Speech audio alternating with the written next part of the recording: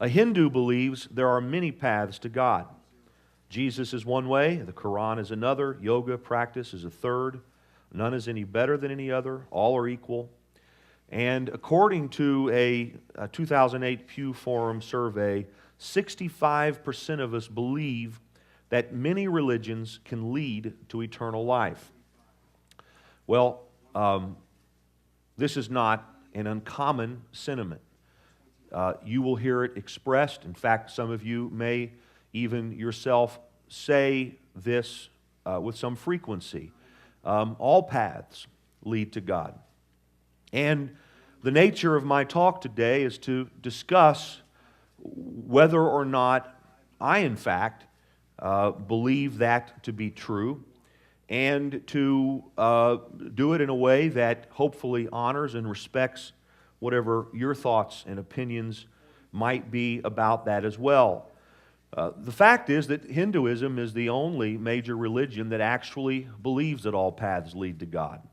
Other major religions make claims to exclusivity. Judaism, Islam, Christianity, for instance, all believe that their sacred scriptures are divinely inspired, words from God, and offer a specific path that one must follow. Hinduism really is part of a larger worldview called pantheism.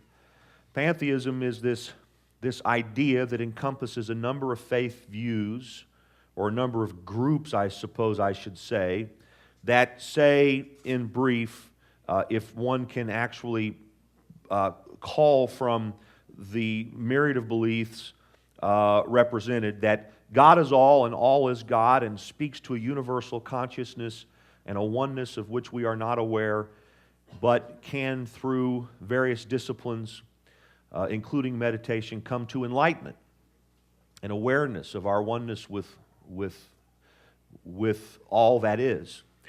And pantheism has become kind of the popular worldview in recent years. You find the language of pantheism showing up frequently in conversations, kitchen table talk, media expressions, popular talk shows, movies, etc. This is kind of the rage, though a lot of people probably haven't even heard of pantheism. It nonetheless describes this idea that says there are many paths to enlightenment, to understanding our oneness with everything. All is God, God is all, we're all God, the trees are God, etc. And pantheism in America includes a wide range of faith groups. It includes Hinduism and Buddhism and Confucianism and a wealth of groups that fall under some kind of generic New Age banner. And let's just talk. And pantheists would believe in the sacredness of any group's scriptures, the Bible, the Quran, the Book of Mormon. It is a universalist perspective. An example of a pantheist, a kind of a clear pantheist mindset, and my purpose today, trust me, is not to teach you about pantheism, but I want to talk about it for a little bit because I'm talking about all this paths leading to God idea. But the teachings of Hinduism, for instance, can be expressed in part by a speech I read by a really bright and apparently sincere gentleman whose name I can't pronounce, who is a Hindu. He said, "It's difficult to tell you exactly what Hindus believe. If another Hindu were addressing you today, he or she might say very different things from what I will. Our religion, you see, embraces many different approaches to God, reality, and life. Hinduism, you might say, is like a great tent. It shelters a wide spectrum of human thought and behavior." And then he offers some of the key tenets of Hinduism. Now, it's hard to target any part of pantheism, because even in the different families of pantheism, there are a lot of sects. That's S-E-C-T-S, sects.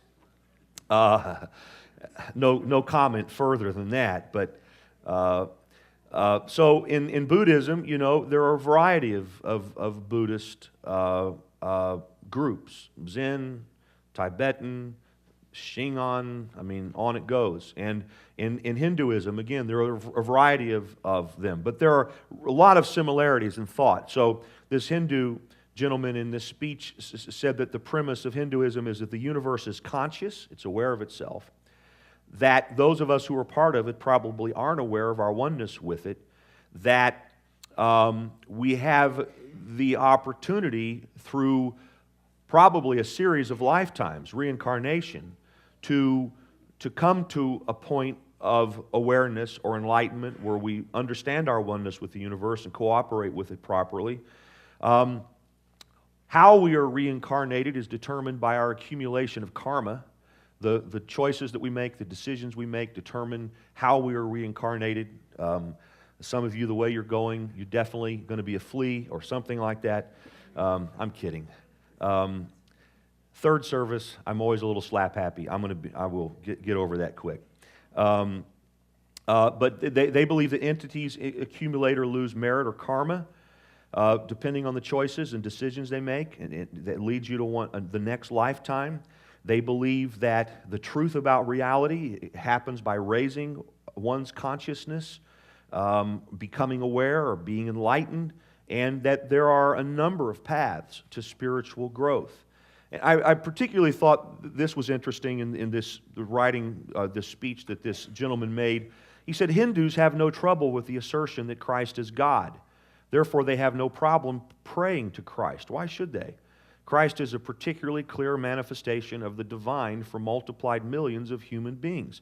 Then again, so are you.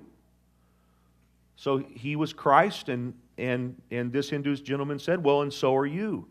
The Buddha, Jesus, Krishna, Rama, Moses, Muhammad, and countless others came to teach us the way to God, or to universal consciousness, if you prefer.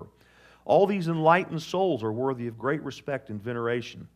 And then later he said, that's the main thing, you see. We have thousands of gods and goddesses in India.